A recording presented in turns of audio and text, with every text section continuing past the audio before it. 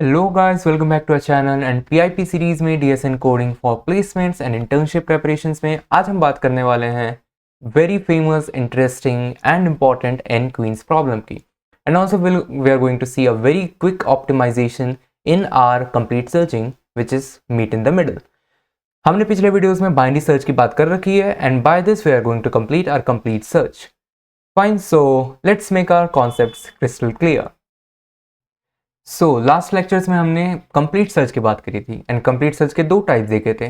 First step was generating the subsets of an element set which is order of 2 to the power n, and second time was generating all the permutations of an n element set which was of the order n factorial. So complete search के ये दो types होते हैं जब भी हमें पूरे search space में हमारा सर्च करना होता है। अब एक एग्जांपल देखने वाले हैं उसी का। The example is very famously known as backtracking example. The backtracking is nothing but, अगर आपको रिमेंबर हो कि हम जब परम्यूटेशंस की बात कर रहे थे तो मैंने 3 फेजेस की बात की थी। जब हम हर लूप में घुस रहे थे तो 3 फेज होते थे। First phase was pushing phase, next phase was recursive call and the third phase was pop back phase, right.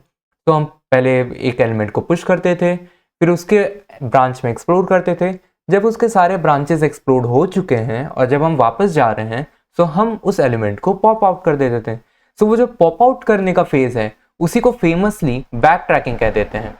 So back tracking is nothing but it begins with an empty solution and extends the solution step by step. This is exactly what we do in our complete searching, right?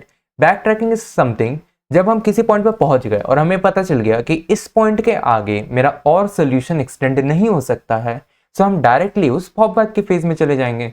So instead of going to the search tree more और depth में जाने से बदले I just return back, मैं pop back की phase में बहुत पहले पहुंच जाऊंगा। So we start with empty solution. जो परम्यूटेशन जब हम बना रहे थे तो उसमें भी हम we start with 5 and will extend the solution step by step. So उसके डिफरेंट ब्रांचेस में जाएंगे and then will just explore all the branches. Let's look at what n queens problem has to say. Consider the problem of calculating the number of ways n queens can be placed on an n by n chessboard so that no two queens attack each other. So there are n queens and there is an n by n chessboard. For example, n equals to 4. So हमारे पास एक 4 by 4 का grid है like this. So this is a 4 by 4 grid of squares. हमारे पास 4 queens हैं and we need to place these 4 queens on 4 different places on this 4 by 4 chessboard, such that no two queens attack each other. So the configuration which we are going to build is such that कोई भी queen किसी दूसरे queen को attack नहीं कर सकती। And अगर आपने chess खेला होगा so you must be knowing कि queens कैसे attack करती हैं। So queens attacks in the horizontal, vertical and diagonal directions, right? So in 8 directions में queens attack करती हैं। So this queen, let's say, this queen can attack in this direction, this direction, this direction, also diagonal directions. So in directions में एक queen attack करती है. So you need to place these 4 queens such that no queen is attacking. So see, this queen is attacking none and is attacked by none and is similar, and similarly this queen is attacking none and is also attacked by none. So इस तरीके से हमें place करना है. We need to find कितने तरीके हैं n queens को place करने के. So it turns out that these are some of the possible solutions of our n queens problem for n equals to 2. See, इस प्रॉब्लम की अगर हम सर्च स्पेस की बात करें, बिकॉज आपको पता चल गया होगा there exist no optimal algorithm for this, we can not do it more optimally, so we need to do it brute forcely. Brute forcely करना है मतलब हमें कंप्लीट सर्च लगाना है। सो अगर इसकी सर्च स्पेस की बात करें तो there are 16 C4 placements of queens in a chess board. See, आपको एक 4x4 का चेस बोर्ड गिवन है और कोई आपसे पूछे कि what are all possible configurations कि आप 4 क्वींस को चेस बोर्ड में रख सकते हो। सो 16 में से कोई से भी 4 बक्से को सेलेक्ट कर लो। So 16 C4 and we already know कि इसको जब हम एक्सपैंड करेंगे सो फैक्टोरियल नोटेशंस में आ जाएंगी बातें। So it is something of the order of n factorial, जो कि हमने बात की थी हमारे परम्यूटेशन वाले लेक्चर में। सो हमारी सर्च स्पेस की जो कॉम्प्लेक्सिटी होने वाली है it is kind of like something n factorial. In depth analysis हम आगे देखेंगे। सो अभी के लिए समझने के लिए among all of these we need to find the good configurations. What does this mean? So हमारा सर्च स्पेस है 16 C4 का। अब उन सारे 16C4 कॉन्फ़िगरेशंस में हमें गुड कॉन्फ़िगरेशंस को पता करना है. What are good configurations? A configuration is said good in which no queen is attacking no other queen. Such kind of configuration is good. For example, this is a good configuration. This is a good configuration for n equals to 4. Fine. So basically हमें क्या करना है, हमें search space में हम हर point पे जाएंगे and अगर वो गुड होगा तो विल जस्ट एक काउंटर को इंक्रीमेंट कर देंगे, अगर वो गुड नहीं होगा तो हम आगे बढ़ जाएंगे हमारे सर्च ट्री में. So will build the good configuration step by step starting from the empty board. So इसको सॉल्व करने के लिए will start very similar way जैसे हमने परम्यूटेशंस को बिल्ड करना स्टार्ट किया था. फिर रिमेंबर हमारा सेट क्या था, s फ्रॉम 1 till n, और हमें उसके सारे परम्यूटेशंस को जनरेट करना था. तो हमने क्या किया, एक परम्यूटेशन वेक्टर को बनाया और इनिशियली वी स्टार्टेड विद 5. 5 के बाद हम उसमें एक एक करके एलिमेंट्स ऐड करते चले गए in a very similar way. Will start with the 5 configuration. हम एम्प्टी कॉन्फ़िगरेशन से स्टार्ट करेंगे और एक एक करके क्वींस को प्लेस करते जाएंगे. So basically there are going to be 4 levels. Will start with 5, then we'll place the first queen, then we'll place the second queen, then the third queen, then the fourth queen. So there are going to be 4 levels in our search tree, right? So let's see how our search tree will look like. See, we'll start with the empty configuration. So this represents my 5 empty configuration. इसके बाद अब मेरे पास 4 तरीके हैं. I'll see, this is level 1, and level 1 में क्या करूंगा मैं, I'll place my first queen, then we'll reach to level 2, then level 3 and level 4. ऐसे करते 4 लेवल्स होने वाले हैं हमारे सर्च ट्री में. लेवल 1 में हम क्या करेंगे, will place our first queen and also see हर एक there are 4 rows and 4 columns. So हर एक रो में एक क्वीन आने वाली है और हर एक कॉलम में एक क्वीन आने वाली है. That is very much clear, right? तो हम लेवल 1 में सबसे पहले क्या करेंगे, फर्स्ट रो में एक क्वीन भरेंगे. लेवल 2 में क्या करेंगे, सेकंड रो में क्वीन भरेंगे. देन लेवल 3 में थर्ड रो में क्वीन भरेंगे एंड लेवल 4 में फोर्थ रो में भरेंगे. सो लेवल बाय लेवल हम ऐसे सर्च स्पेस को आइटरेट करने वाले हैं. So will start with the 5 configuration. अब सबसे पहले बात आई लेवल 1 की, फर्स्ट क्वीन को कहाँ प्लेस करूँ. So first queen obviously has to be placed in row number 1, but there are 4 columns to it. So there are 4 choices, column number 1, column number 2, column number 3 and column number 4. कौन से column में उसको place करना है हमें नहीं पता कि विच इज गुड, तो हम चारों को एक्सप्लोर करेंगे एक एक करके. सो सबसे पहले हम क्वीन को कॉलम नंबर 1 में प्लेस करेंगे एंड देखेंगे कि अगर क्वीन को कॉलम नंबर 1 में प्लेस किया जाता है तो आगे कितने और कॉन्फ़िगरेशंस पॉसिबल होंगे. उसके बाद हम बोलेंगे ओके ठीक है, मैंने 1 को तो एक्सप्लोर कर दिया है, then I am going to revert back. So मैंने क्या किया, सी दीज आर 2 फेजेस. सबसे पहले मैं कॉलम नंबर 1 में क्वीन को पुश करूंगा, देन उसके फर्दर रिकर्सिव कॉल्स को कॉल करूंगा, then I will pop back. So this is popping back phase, which is also called back tracing phase. So this is very similar to जैसे हमने permutations build किए थे. अगर वो video नहीं देखा तो first go and check that video out. उससे आपको बहुत easily समझ में आ जाएगा हम कैसे solutions को build कर रहे हैं. तो 3 phases होते हैं, firstly push back phase, searching phase and then popping back phase. तो pop हो गई, we'll go to our second branch. Second branch में हम क्वीन को सेकेंड कॉलम में रखेंगे. तो क्वीन को सेकेंड कॉलम में रखे, उसके बाद बोलेंगे चलो अब क्वींस को आगे प्लेस करते हैं. तो उसके अब थर्ड लेवल फोर्थ लेवल उसमें जाके हम क्वींस को रखेंगे और ये जब कंप्लीट हो जाएगा then will go to the pop back phase. So हम क्वीन को यहाँ से भी पॉप कर देंगे. Then will go to the third column में रखेंगे, फिर वहाँ से पॉप बैक कर जाएंगे, फिर फोर्थ कॉलम में क्वीन को रखेंगे, फिर वहाँ से भी पॉप बैक कर जाएंगे. This is how we are going to iterate over all the permutations of my configurations. अब देखते हैं कि सी लेवल नंबर 1 में हमने बातें कर ली कि queen has to be placed in the first row. Let's say queen अभी हमारे कॉलम नंबर 2 में प्लेस्ड है. अब इसके आगे हम कैसे सर्च को बिल्ड करेंगे. So again now I am going to level number 2. Level number 2 में queen has to be placed in row number 2. अब रो नंबर 2 में I can again place in column number 1, column number 2, column number 3 and column number 4. किस column में जाना है मुझे नहीं पता, right? See which branch to choose at any point of time, हमें पता नहीं है कि हमें कौन सी ब्रांच चूज करनी है. Since this is the complete search, हमें सभी ब्रांचेस को इक्वली एक्सप्लोर करना पड़ेगा. सो एक एक करके हम सारे ब्रांचेस में जाएंगे. सो कॉलम नंबर 1, तो सी हमारी क्वीन अभी कॉलम नंबर 2 में प्लेस हुई थी इन द रो 1. अब लेवल 2 में हमने उसे कॉलम नंबर 1 में प्लेस कर दिया. सो दिस इज रो 2, हमने यहां पर प्लेस कर दिया. Then will go ahead and search it further. जब ये वाला कॉन्फ़िगरेशन कंप्लीटली सर्च हो जाएगा देन विल रिवर्ट बैक. यहाँ से हम रिवर्ट कर जाएंगे, इस क्वीन को पॉप आउट कर देंगे and will push a queen in my row column number 2. फिर उसका जब सर्च ट्री आगे कंप्लीट हो जाएगा उसको पॉप कर देंगे, कॉलम नंबर 3 में डालेंगे, देन कॉलम नंबर 4 में डालेंगे. There is something what we call as check function. Check function क्या होता है? At every point in time we are checking whether our configuration is valid at this point or not. So it is saying something like this. इस point पे पहुंचते ही मुझे पता चल गया है कि ये वाला कॉन्फ़िगरेशन एक बैड कॉन्फ़िगरेशन है, राइट? सो मैं क्या करूंगा, see what I can do is I can just go ahead और इसके भी सारे लेवल नंबर 3 में भी भरो, सारे लेवल नंबर 4 में भी भरो, एंड देन जो फाइनल कॉन्फ़िगरेशन बनेगा which is an element of my search space, उसमें जाके आई कैन जस्ट से कि हे दिस इज गुड और बैड. बट यहां से मुझे पहले ही पता चल गया है कि जो भी कॉन्फ़िगरेशन बनने वाले हैं all of those configurations have to be bad configuration because these two queens are attacking each other.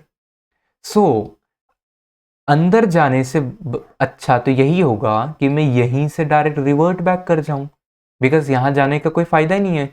So I won't do any recursive call at this moment. मैं डायरेक्ट ही पॉप बैक फेज में चले जाऊंगा. Similarly, look at this configuration. This is also an illegal configuration, a bad configuration. So आगे जाने से कोई मतलब ही नहीं है ना. थर्ड लेवल में क्वीन रखो, फोर्थ लेवल में रखो, वो कहीं भी हो, all those configurations are going to be bad configurations for us.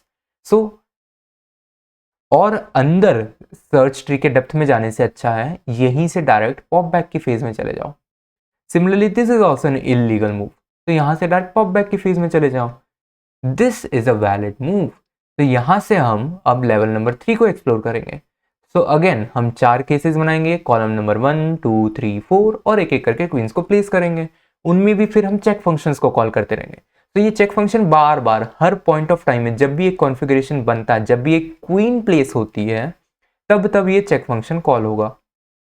और जब भी चेक फंक्शन कॉल होगा वो हमें बता के देगा कि इस पॉइंट पे आगे बढ़ना अच्छा है या फिर इसी पॉइंट पे पीछे चले जाओ. That is what back tracking is, right? एक पॉइंट पे आगे बढ़ने से अच्छा हम उसी पॉइंट से पीछे चले जाएंगे क्योंकि हमें पता चल गया है कि आगे कुछ मिलने वाला ही नहीं है, right? So this is how we go on and build all the good configurations which are required, right? तो सर्च ट्री इसके एक्चुअली बहुत बड़ी बनने वाली है. So you can just go ahead and see visualise आपको हो गया है कि सर्च ट्री कैसे बनने वाली है, right? This is not the elements of S.